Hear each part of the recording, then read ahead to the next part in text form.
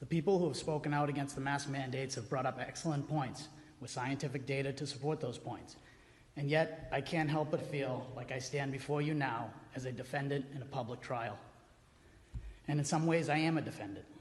Over the past 18 months, many of us have been forced to provide a defense for ideas that were considered fundamental and obvious for decades in this country. Here are a few examples of ideas that I find myself having to defend. Children learn best when they are active and engaged in a classroom environment with their peers. Too much screen time can produce negative outcomes in a child's development. Socializing children at early ages is incredibly important. Isolating children often results in mental health issues such as depression.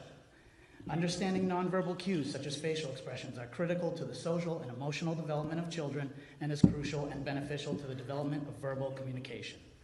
The collective health and well-being of the young shall never be sacrificed for the health and well-being of the old and elderly. The youth are the most valuable commodity in any moral and prosperous society.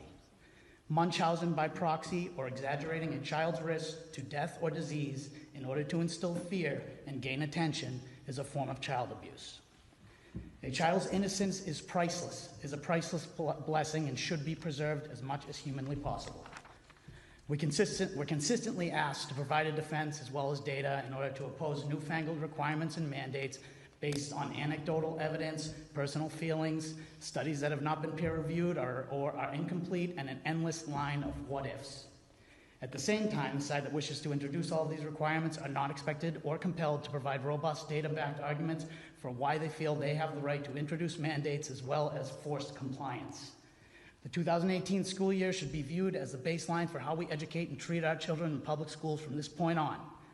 It was not perfect, but there was a certain understanding that we arrived there as a result of centuries of trial and error, collective human knowledge, and sacrifice. Over the last 2 years, many people feel the need to dispense with all of that because they are scared or because they feel that they know better. To those of you that feel that way, I am here to tell you that your fears do not dictate my reality and that you do not know better.